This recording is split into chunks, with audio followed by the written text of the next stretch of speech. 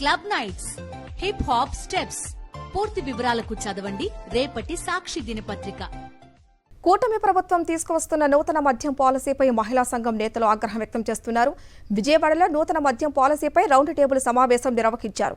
మద్యం ఆదాయమా, ప్రజా సంక్షేమమా అనే అంశంపై సమావేశం నిర్వహించారు. ఇక అక్టోబర్ 2న గాంధీ జయంతి రోజున మహిళా సంఘాల ఐక్యవేదిక ఆధ్వర్యంలో నిరసన చేపడతామని జాగ్రత్త అంటూ ప్రభుత్వాన్ని హెచ్చరించారు.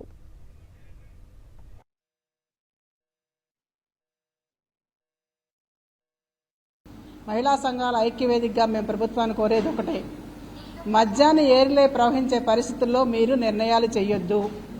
రాష్ట్రంలో మద్యాన్ని ప్రభుత్వమే నడపాలి, మద్యం దుకాణాలను ప్రభుత్వమే నడపాలి. డ్రై డేస్ని కంపల్సరీ పాటించే విధంగా ప్రభుత్వాలు నిర్ణయాలు తీసుకోవాలి. గుడి బడి జనావాసాల మధ్య ఎక్కడైతే షాపులు ఉన్నాయో అలాంటి వాటికి పర్మిషన్ ఉండకూడదు, వెంటనే క్యాన్సిల్ చేయాలి. మహిళలు వద్దన్న చోట మద్యం షాపులు పెట్టకూడదు.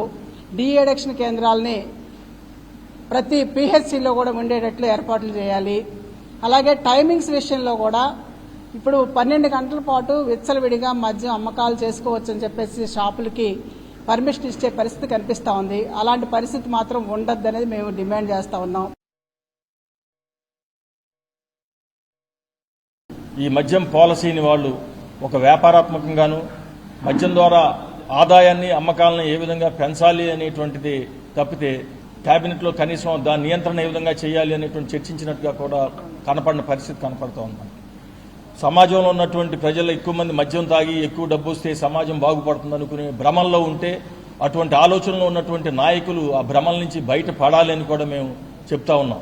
మీ మద్యం పాలసీలోనే మద్యం నియంత్రణకు సంబంధించినటువంటి కార్యాచరణ కూడా ఉండాలని, మీరు చేసినటువంటి చట్టాలని కనీసం స్కూళ్ల దగ్గర, గుళ్ల దగ్గర, రహదారుల దగ్గర ఇటువంటి మద్యం షాపులు కానీ బార్లు కానీ ఉండకూడదు అనేటువంటి చట్టం చెబుతున్నప్పటికీ కూడా దాన్ని కూడా ఉల్లంఘించి ఈ పాఠశాలల దగ్గర, బజార్ల దగ్గర, గుడుల దగ్గర ఏంటంటే ఈ మద్యం షాపులను తెరవటం జరుగుతూ ఉంది.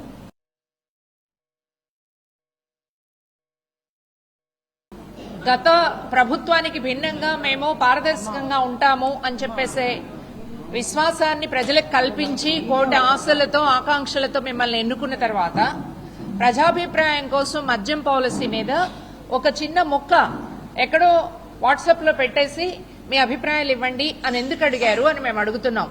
మద్యం ప్రియుల్ని సర్వే చేయండి, మద్యం ద్వారా బాధపడేటటువంటి భార్యల్ని, తల్లుల్ని, బిడ్డల్ని కూడా మీరు సర్వే చేయండి. ఆ సర్వేలో ఏమొస్తుందో పబ్లిక్ కి చేయండి. పబ్లిక్ అభిప్రాయం ప్రకారం మీరు పాలసీ రూపొందించండి. మాకున్నటువంటి ఫీల్డ్ స్థాయిలో మేము ప్రజలతో మాట్లాడినటువంటి దానిలో ప్రజలు అడుగుతున్నది ఏమిటి అని చెప్పేసి అంటే కంప్లీట్ గా నిషేధం చేయమని, బాధ్యత కలిగినటువంటి పద్ధతుల్లో మద్యం సేవించడం అనేటటువంటి ఒక కల్చర్ ని, ఒక హ్యాబిట్ ని ప్రజల్లో తీసుకొచ్చేటటువంటి పద్ధతుల్లో ప్రభుత్వం ప్రయత్నం చేయాలి.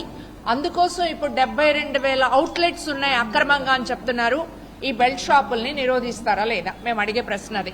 ఎందుకు మీరు గవర్నర్తో ఆర్డినెన్స్ ప్రైవేటు వ్యక్తుల ద్వారా చేయించాలని, ఇవ్వాలని మీరు అనుకుంటున్నారు? మీరు మద్యం నూతన పాలసీలో ఉన్నటువంటి షాపుల్ని తగ్గించడం కాకుండా 10% పెంచుతాము అని చెప్పి మీరు మాట్లాడుతూ ఉన్నారు. మహిళలపైన జరుగుతున్నటువంటి అత్యాచారాలు నియంత్రించే దిశగా మేము చర్యలు తీసుకున్నామని చెప్పి ఒక్క రోజైనా మీరు అసెంబ్లీలో ఇన్ని శ్వేతపత్రాలు రిలీజ్ చేశారు కదా, మరి శ్వేతపత్రాన్ని ఎందుకు మీరు రిలీజ్ చేయలేదని కూడా ఈ వేదిక ద్వారా డిమాండ్ చేస్తా ఉన్నాం. వస్తున్న మహిళల రోడ్డు మీదకి మద్యం ద్వారా మీరు కేవలం మీ జేబులు నింపుకునే ప్రయత్నం చేయబోతా ఉన్నారు. కాబట్టి ఇంకా షాపుల్ని పెంచేసి నాణ్యమైనటువంటి మద్యం ఇస్తాము అని చెప్పి ఏదో రేట్లు తగ్గించేసి ఇంకా ఎక్కువ మద్యాన్ని జనాలకు తాగించే ప్రయత్నం చేస్తా ఉన్నారు. కాబట్టి ఇప్పుడే మా మహిళా సంఘాల ఐక్యవేదిక ఒక తీర్మానం చేయడం జరిగింది. గాంధీ జయంతి రోజున అక్టోబర్ 2వ తారీఖున పెద్ద ఎత్తున మహిళా సంఘాల ఐక్యవేదిక విజయవాడలో ఒక పెద్ద నిరసన కార్యక్రమాన్ని చేపట్టబోతా ఉన్నాం.